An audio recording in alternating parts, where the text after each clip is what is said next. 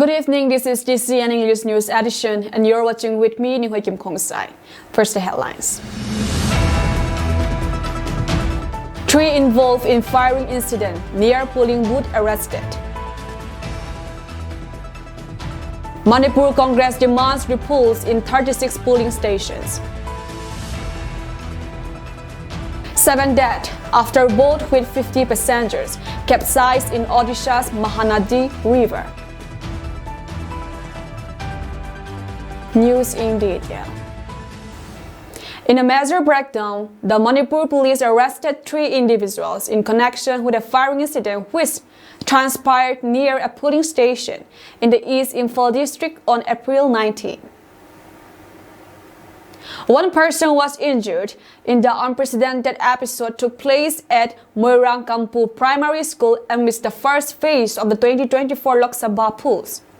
According to reports, 32 pistols with 8 live ammunition, 3 mobile phones, 1 car, and case worth rupees 1.5 lakhs were seized from the 3 accused identified as Leizombam Zemson Singh, age 34 years, Nongthamban Ratan, age 47 years, and Kumukcham Angamba, age 32 years, said India Today Northeast.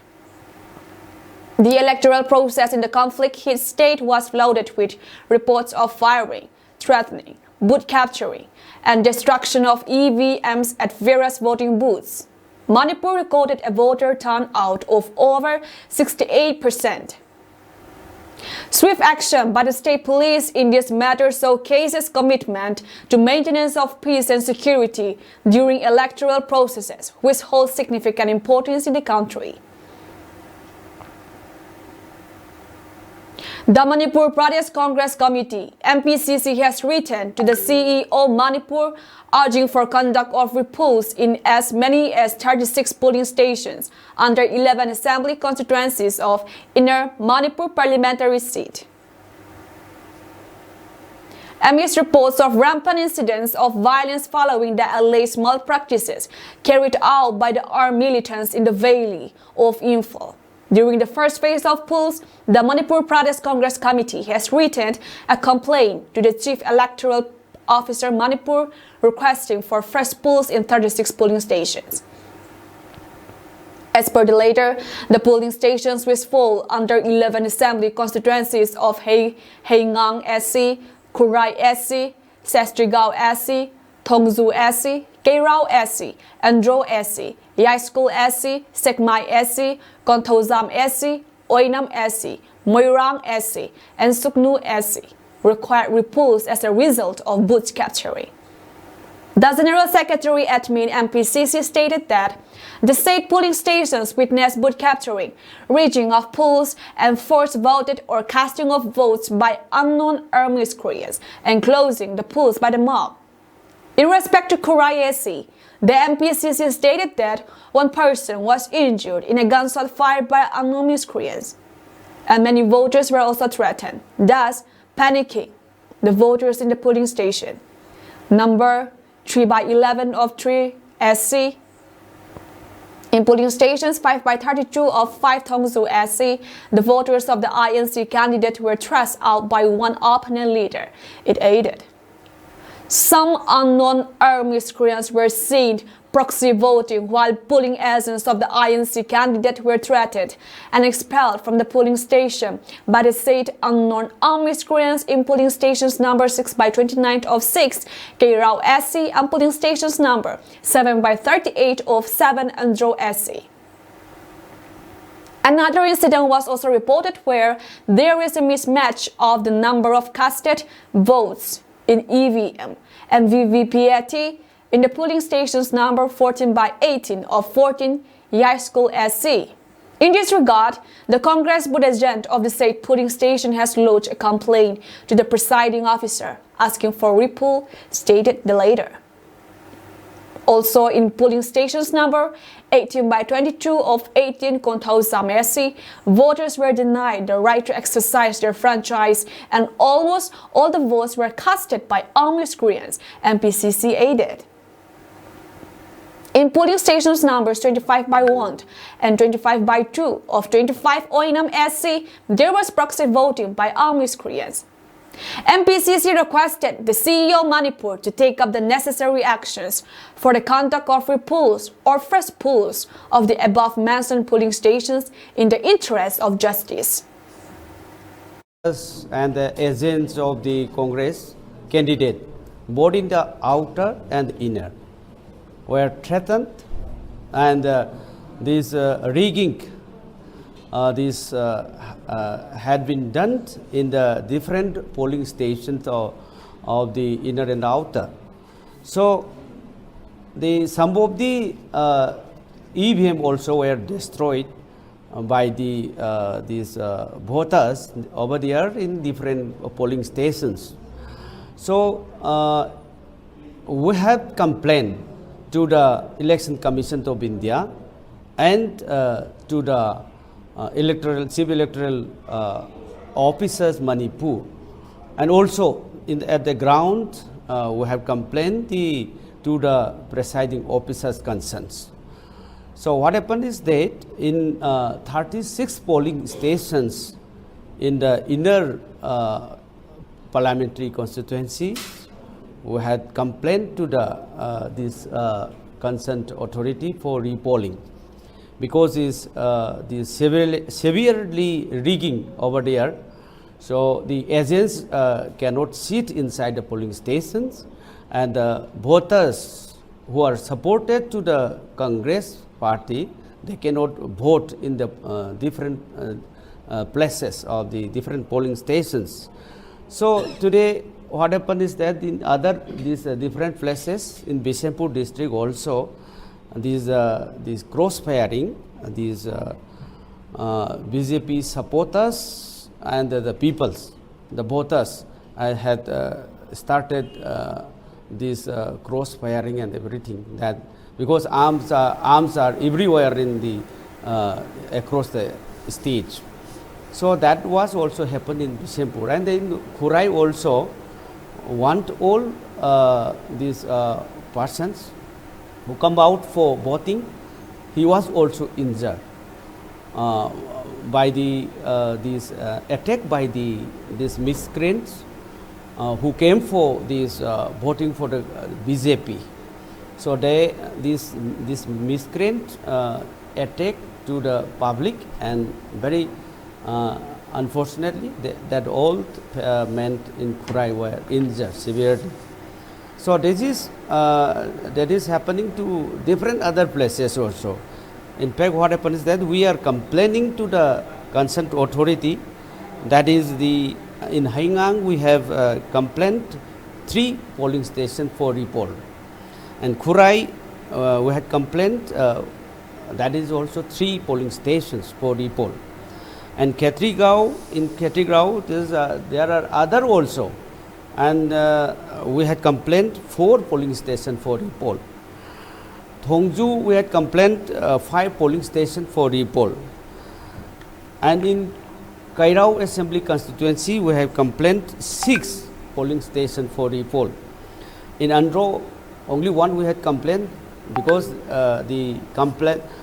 those who want to complain, they are also feel afraid because of these attack and threats by the miscreant across the areas. Andro Assembly constituency, some of the polling stations. At least 7 people were killed after a boat carrying around 50 passengers capsized in the Mahanadi River in Odisha's Jharsuguda district on Friday. Meanwhile, a search and rescue operation is continuing on Saturday, with at least 1 person unaccounted for. On Saturday morning, 6 bodies were recovered, which increased the toll to 7 after the remains of a woman were found late Friday night. Earlier in the day, senior police officer Chintamani Pradhan confirmed to India Today TV that 7 people were missing following the incident. The boat was ferrying passengers from Bargarh district's Bandipali area. Midway through the journey, the boat encountered turbulent waters, leading it to capsize near Saradha Ghat in Jharsuguda. Addressing reporters late on Friday, District Collector Kartikeya Goyal said the Odisha Disaster Rapid Actions Force (ODRAF) is continuing the search operation for the missing people with aid from the Jharsuguda District Administration as well as from the state government. We have received information that scuba divers will come from Bhubaneswar to join the search operation. So far, we have rescued some 48 people, and efforts are on to send them back to their villages, Goyal told reporters at the accident spot. Divers from the ODRAF are very well trained. They have nightlight equipment. They will carry out one more attempt and will be joined by a team of scuba divers as soon as they arrive, he added. Meanwhile, Odisha Chief Minister Navin Patnaik announced an ex gratia amount of rupees 4 lakh for the next of kin of the deceased. A local BJP leader, Suresh Pujari, alleged the boat was operating without a valid license. It was not accorded a fitness certificate by the authorities concerned and there was no lifeguard on it, he was quoted as saying by the PTI news agency. He also claimed that the boat was overcrowded and was carrying passengers beyond its capacity. Meanwhile, district authorities say that the incident will be investigated. The 18 Lok Sabha elections first phase was conducted yesterday and the voters casted their votes in various assembly segments in Churachandpur district. As per a press release issued by the Churachandpur District Information Officer DIO for the Lok Sabha election 2024, the number of voters in the district amounted to 72%. As per official report, in Churachandpur district election was successfully conducted in 4 assembly segments and the voting percentage amounted to 72.42% by evening 5 p.m. There are 289 polling booths in the district and 2 special polling booths for the phase 1 in our Manipur parliamentary constituency, which contains around 517 votes. And for the second phase of Outer Manipur parliamentary constituency, 13 special polling stations are arranged, which contain around 3,759 voters. There are 183,109 voters in the district, out of which 87,612 are male voters, 95,492 are female voters, and 5 transgender voters. Based on reports given by the Assembly constituency time of report 5 p.m., the poll percentage were 57 Hinglip, 79.6%, 58 Churachandpur SC, 64.35%, 59 Saikot, 72.42%, and 60 Singat, 79.72%. The duration of election was extended till 7 p.m. during which the poll percentage increases to 57 Hinglip SC 80.7%, 58 Churachandpur SC 64.35%, 59 Saikot SC 75.9%, and 60 Singat SC 80.5% respectively. Poll percent in the 15 special polling stations amounted to 75%. 2 polling personnel each from the 18 polling stations were airlifted by IAF helicopter along with EVM message, and the rest took land transportation system to go back to their respective locations or stations. In response to violence and intimidations targeting polling agents affiliated with the Congress Party, Angomsa Bimol Akoizam, the Congress candidate expressed deep concern over the unsettling turn of events in today's elections. Akoizam condemned the unprecedented level of aggression and disruption that marred the electoral process, labeling it as an aberration in the political annals of Manipur. Expressing his dismay, Akoizam lamented the distressing scenes of chaos and fear witnessed during the polling activities. He highlighted the gravity of the situation, stating that such brazen acts of hostility pose a significant threat to the integrity of the electoral process and democratic principles. These attacks and threats against our polling agents are not just an insult on individuals, but an affront to the very foundations of democracy, said Akoizam. Earlier in the day, the Manipur unit of the Indian National Developmental Inclusive Alliance, India, strongly denounced the widespread incidents of threats and intimidations that occurred at numerous polling stations across both the inner and outer regions. In response, the unit has formally submitted a complaint to the Elections Commissions of India, urging for a repoll to be conducted in 47 affected polling stations. Specifically, these include 36 polling stations within the inner Manipur parliamentary constituency and 11 polling stations in the outer Manipur area. During a press conference held at Manipur Bhawan, Kaisam Emegachandra, representing the Manipur Pradesh Congress Committee, provided details insight into the issues highlighted by the India bloc.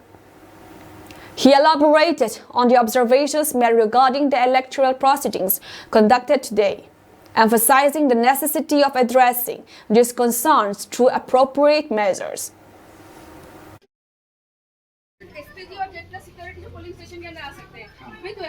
Otherwise नहीं आ सकते sir. Okay, then let them go. I'll stand here. Then I'll also tell you something. Then you listen to me, and I'll take a picture of you.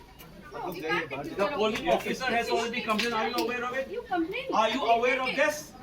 I am saying that. Are you aware of the fact that the polling officer has complained? No, what we are doing? What were you doing here? When my agents were threatened, what were you doing here? What is your job? What is your job here? You didn't enforce because my agent is threatened and he has left. This officer has already complained. And we are enforcing it. No, you didn't. You allowed my officer, my agent to go out. No, I didn't. No, are you paid for this? I didn't allow. Then you have so many people in gunfire? I have come here because we have got the information. No, I am saying that the polling officer has already complained that the agent was threatened and there was a commotion here. Listen to me, there was a commotion. Are you aware of this? Why should I tell? I'm saying that the polling officers has already told me. No, I am not. You are here. Are you here? You are guarding here? Since when? I just have come here. So tell who's the officer here. Call him first. Who was in charge of this one? I'm calling. I'm coordinating. Call her because I'm telling you, just listen to me. It will be on the paper. It will be on the newspaper and I'll take your name as well. You also have to cooperate with us, sir. No, I am saying that you cannot go here and there by saying this. Listen, there was a commotion here. First listen to me. I am the candidate here. I am candidate. Whatever it is, listen to me. Listen to me first. Do not follow some orders and then do hanky-panky here.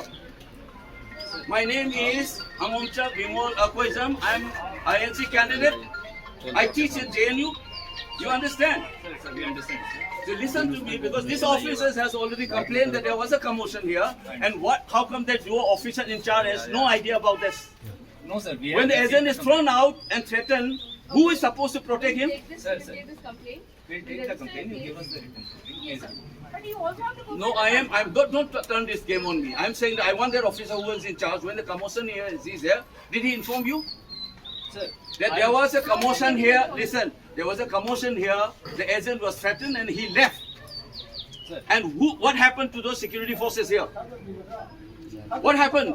You're supposed to have a peaceful polling here. Sir, When the agent is being thrown out, आप लोग इसमें ही हो ना, CRPF में हो ना? Today at around 10 a.m., a one-day capacity building cum fellowship and relief distribution to IDP widows was organized at Lazangpai Road Blessed Home for the Aged.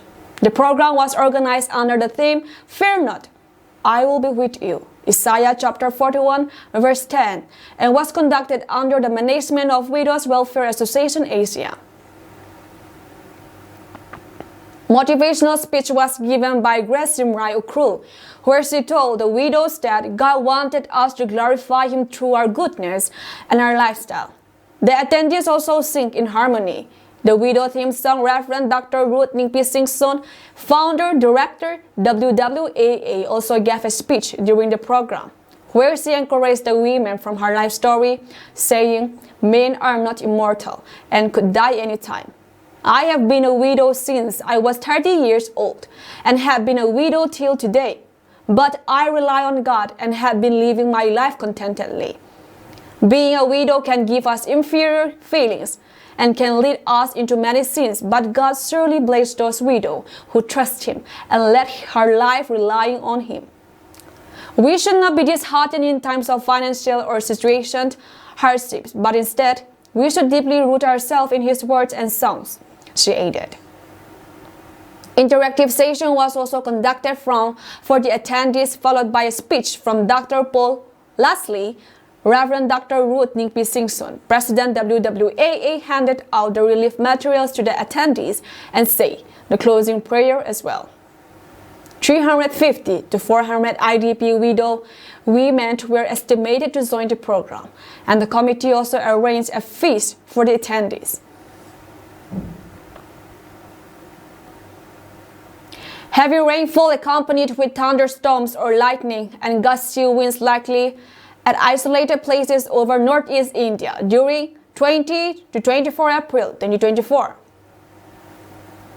The India Meteorological Department has issued hard wave alert in several states across the country till April 20.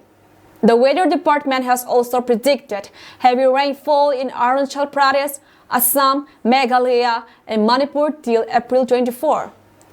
In addition to this, scattered rainfall with thunderstorm, lightning, and gusty winds has been predicted over Punjab, Haryana, Chandigarh, Delhi, West Uttar Pradesh, Rajasthan, Kerala, Mahi, among other states till April 20.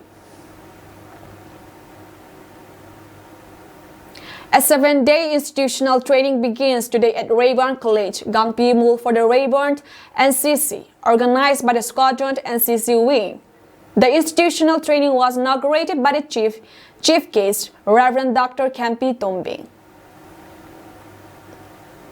Reverend Dr. Kempi Tombing in his speech said that the Rayburn College had worked really hard to organize Air Squadron NCC Wing for the students, but was delayed due to political and social issues. But due to the favor of some kind officers, the first Air Squadron NCC Wing had been successfully achieved for the students in the Hill District Rayburn College. He also encouraged the Air Squadron NCC Wing officers to give the best of the best training to these future officers, political leaders, and religious leaders as well. He also encouraged the cadets who are going to be the first Air Squadron NCC Wing cadet to not be disheartened and sought a good example to the next generations or cadets.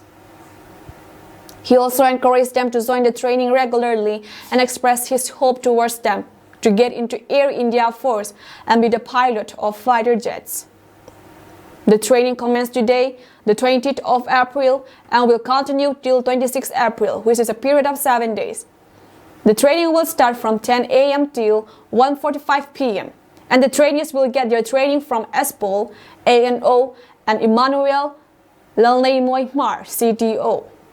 During the 7 days institutional training, the trainees will be given physical training, basic weapon training in relation to NCC Air Wing aircraft recognition, air traffic control, air campaign, India Air Force, and many others as well. The special subject will be taught by Espol, ANO, and common subjects by CTO Emmanuel. From April 22 to 24, 2024, PI Staff Sergeant Amit Anup Singh, ZTI and Olympic gold medalist who won many medals, Master Warrant Officer, MWO. Anil Kumar, wrestling Olympian, will visit Rayburn College and will also give training to the Air Wing NCC cadet, as well as motivated them. The training program will conclude on the 26th of April. The 2024 Lok Sabha general elections kick off on April 19, where the country saw polling stations buzzing with activity. However, Nagaland emerged as a notable outlier. As per India Today Northeast, the northeastern state known for its robust voter engagement saw a sharp decline in turnout compared to the previous election cycle in 2019. Figures plummeted from an impressive 83% to a modest 56%. In a departure from the norm, 6 districts of Eastern Nagaland, Mon, Tonsang, Longling, Kipir, Noklak, and Samatar chose to abstain from the electoral fray altogether, adding a layer of complexity to the unfolding democratic spectacle. The streets in this district lay empty due to an indefinite total shutdown enforced by the Eastern Nagaland People's Organization (ENPO) in protest of the ongoing elections and in favor of a separate state. Despite polling stations prepared with eager officers, not a single voter arrived, leaving officials in perpetual anticipation. The ENPO, representing 7 tribes across these districts, influences nearly 4 lakh voters, united in their decisions to abstain as a symbol of their demands for self-determination. Chief Electoral Officer Vyasan R, however, reported peaceful proceedings despite abstention, with 2,342 polling stations and 40,400 personnel deployed. Efforts for inclusivity included 28 polling stations manned exclusively by women in the 10 northern Agami 1 Assembly constituency. Among participating districts, Wokha saw the highest turnout at 95.80%, followed by Siminyu at 91.17%, while Kohima reported the lowest at 65.36%.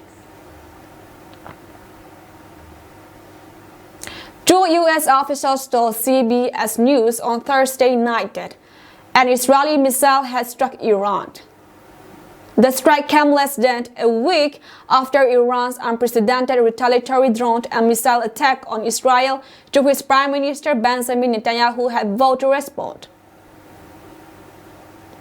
The U.S. officials did not provide any information about the locations or extent of the Israeli strike, and the Israel Defense Forces will not comment on the attack when asked by CBS News. Iran's state-run IRNA news agency said air defense batteries fired across several provinces, but it didn't elaborate on why the batteries had fired. Iranians did report hearing the sound of explosions in several locations, but there was no urgent meeting called of Iran's ruling High National Council, State television said. And it appeared that the Iranian government was trying to downplay the impact of the Israeli attack. State media and Iranian sources speaking with various news outlets mentioned only small drones flying around a couple sites in the country, without any interference, without any reference to a missile strike. There was no immediate report of damage. Iran's President Ebrahim Raisi, speaking during a visit on Friday to the city of Damgham, east of Tehran and hundreds of miles north of Isfahan, didn't even reference the Israeli strike. Instead, he spoke of Iran's assault a week earlier against Israel, which he called necessary, obligatory, and a sign of the power of the Islamic Republic and its armed forces. A senior Israeli official told the Washington Post that Israeli counterattack was intended to signal to Iran that Israel can attack its territory. The Reuters news agency cited an unnamed Iranian official as saying there was no plan in Tehran to respond to Israeli retaliation. "I think it's a major response," Ephraim Halevi, an Israeli intelligence expert and former director of Israel's Mossad intelligence agency, told CBS News on Friday. "It is in no way proportionate to the attack we had to deal with a couple of days ago, but it is enough to send a message to the leadership in Iran." Dubai-based airlines Emirates and Fly Dubai began diverting flights around western Iran early Friday morning, after news of the Israeli strike. The carriers offered no explanation, though local warnings to aviators suggested the airspace may have been closed. Iran announced that it had grounded commercial flights in Tehran and across areas of its western and central regions, but state televisions later said normal flight operations had resumed. At least 1 person has been killed and at least 8 injured after a blast at a military base in Iraq, used by the Iran-aligned Popular Mobilization Forces (PMF), according to security forces.